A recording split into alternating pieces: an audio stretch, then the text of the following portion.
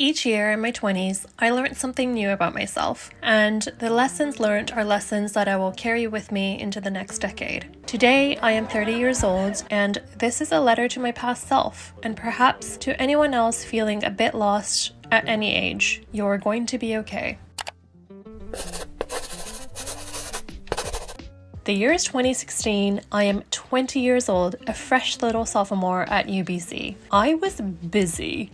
I would wake up at 6 a.m., put on my NARS tinted moisturizer, and head to the coffee shop on campus to get my triple shot flat white and smile as the barista would look at me with furrowed brows of concern. I'd go to my classes, click-clack in my heels to my undergraduate society meetings, then head straight to my job working as a hostess downtown at a restaurant. I'd get back to my dorm a bit before midnight and I'd do it all over every single day. This was also the year where I thought I wanted to become a pastry chef and go to pastry school after university. So I decided to get a job in pastry before committing to that. Needless to say, this has not become my full-time job, but through that experience, I met someone who is a mentor to me even today. I also feel like this year was a year where I began to learn how to build my confidence by doing things that I said I was going to do and following through with them. I dove headfirst into anything that piqued my interest, and I was proud of it.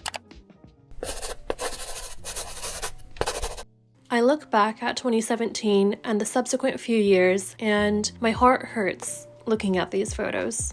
Though no one knew, these were the years where I was heavily anorexic and punished and deprived my body of any love and care. It was also the year where I was elected president of the Arts Undergraduate Society, gave a speech to all the incoming art students, chaotic years of your life, but it will also be the very best, and I cannot wait for you to experience it all.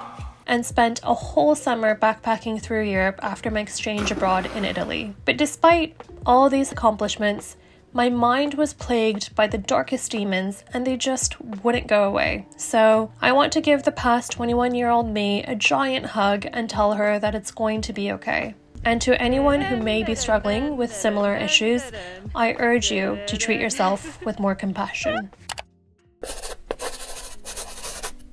I graduated UBC and essentially spent all my savings from my restaurant jobs traveling. I celebrated graduating with my best friend with a short trip to LA and SF that is very memorable, perhaps best exemplified by the fact that we slept for 14 hours straight in a random Holiday Inn after a very eventful night of drinking many bottles of soju. I then did a short backpacking trip by myself across Southeast Asia, spent a straight week in the Philippines eating 4 to 5 mangoes a day, really learned how to roll with the punches, and also managed to squeeze in a month in Seoul learning Korean at a summer school while fully taking advantage of the nightlife with my Canadian roommate at the time. This was also the year where I tried Muay Thai in Bangkok for the first time thanks to my university friend, which I am so extremely grateful for because it's brought me so much joy since. It's helped redefine my relationship with my body and has allowed me to slowly begin to value strength over thinness. Then I started my first big girl job at a tech firm in Tokyo. The transition from full-time traveling to full-time corporate was a rough one, to say the least, but I acutely felt at the time that I was doing what I was supposed to do, and my mission then was to climb the corporate ladder.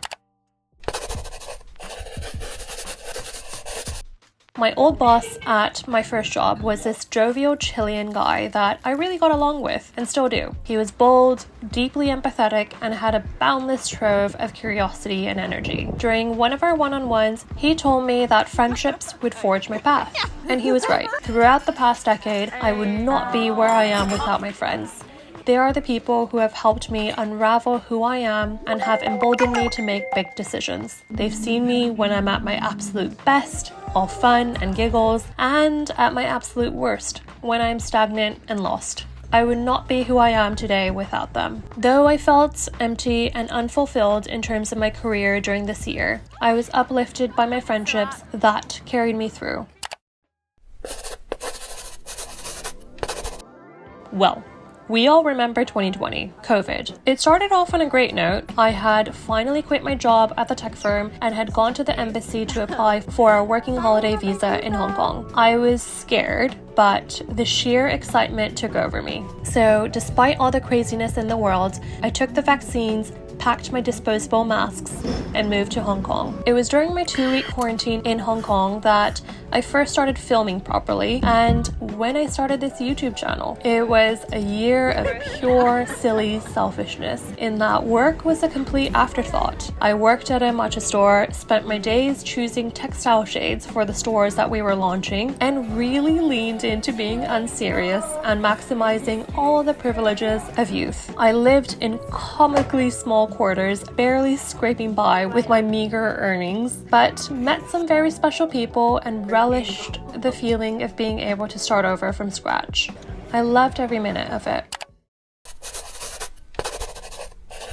I wrapped up my chapter in Hong Kong, which was one of the hardest goodbyes, but I was on a mission to get back into corporate Japan and specifically to break into venture capital. So I made a list of all the VC firms in Japan, whittled it down to my top 3, then read up on anything and everything that I could about these firms. I cold emailed my way into an interview with my top choice and somehow managed to pass the following interviews and land a job. It paid off to be audacious and to simply ask for what I wanted. Turns out, a lot of things can be made possible if you just ask for it. I also went blonde and chopped off my hair yet again to give myself a little confidence boost. Now, I must have known that I was going to need it because I really did feel like a fish out of water at that firm. The majority of my coworkers were from pristine backgrounds of consulting or investment banking, and I definitely felt like I did not belong, but I put in the work, desperate to catch up, and enjoyed the work that I did for the most part. And I was really glad that I got myself in that room and asked for what I wanted because it taught me to be louder and bolder.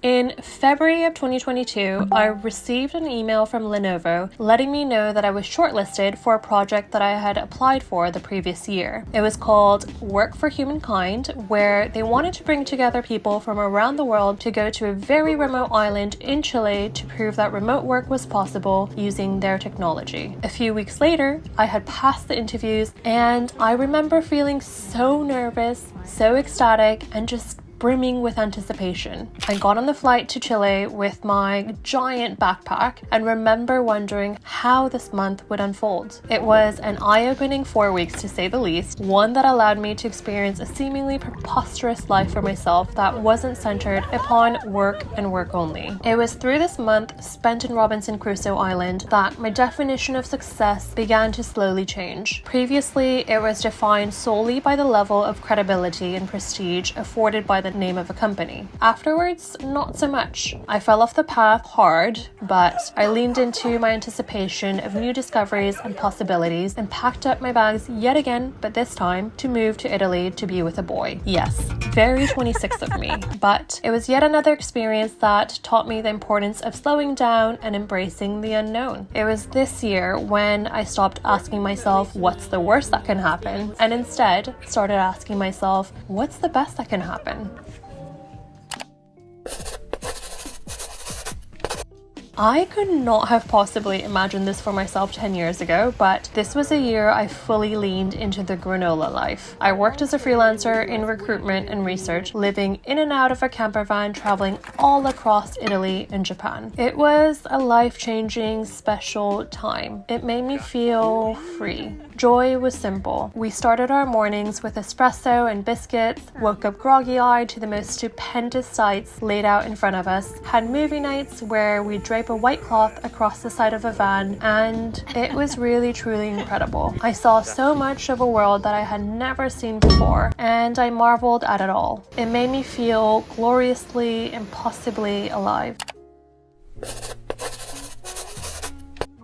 I continued working in recruitment, working across different time zones as I embarked on a big 1-month-long trip with my dad across Europe. My morning started at 3 a.m. for meetings, but this meant that we got to spend the latter half of the day simply walking around each new city, taking in the sights, and happily sampling all the local varieties of cider and beer. Then I moved to London and started my job as a sake sommelier at a high-end hotel. This meant crazy hours. I was starting my shifts at 2 p.m. and I'd get home well past midnight and eat my dinner and fall asleep around 3 or 4 a.m. I drank lots of sake and wine and made fast friends with my lovely co-workers, but I felt like something was amiss. So I spent a lot of time reflecting and journaling and thinking about my next steps. I felt debilitated by my thoughts because I felt so lost in life. I didn't know what was next and I didn't know what I wanted. But despite it all, I am glad that I have periodically taken these pauses to sit with my discomfort to really figure out what I want for myself. In the words of my former boss, growth and comfort do not coexist. I know that all of these chapters are bringing me closer to what is meant for me.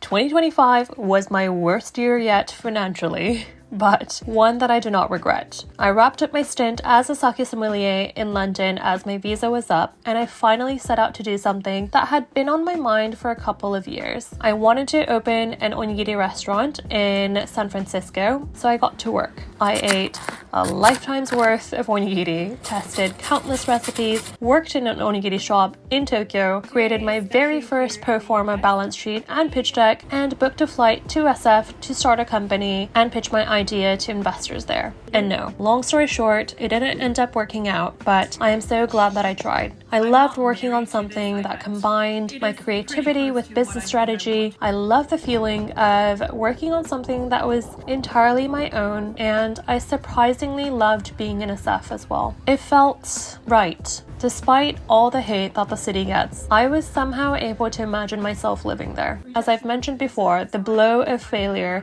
hit me a lot harder than I expected. It drove me into a bit of a hole where I let myself wallow in shame for a lot longer than I wanted. But if there's anything that my 20s have shown me, it's that success is not linear. For a lot of people, including myself, that line can be quite a squiggly mess. Each decision we make does not sentence us to a lifetime of either success or failure. If anything, each failure brings us closer to success. Each misstep, each obstacle we face along the way is merely a chance to learn and grow. I did not come out of that year with clear answers, but I came out knowing that I can survive and even thrive in uncertainty. And now, thank you to my 20s. You were so special, so vivid, so painful at times, and so rewarding. Thank you to every single person who I've crossed paths with. Whether you're someone who I've met out on a night out in the girls' bathroom, or whether you're one of my best friends, you have all made an impact on my life. This thank you is also for my kind community who has peppered me with words of support and wisdom since this channel's inception. If there's anything I'd like to end with, it's that you are allowed to begin again, as many times as it takes. There is somewhat of a cultural obsession with one's 20s that really makes you question whether you're doing it right, and I'm here to say that you are. Stay contagiously optimistic, trust yourself, and choose your own happiness, and things will go your way. I'm sure of it. Life has so many more fun surprises coming your way.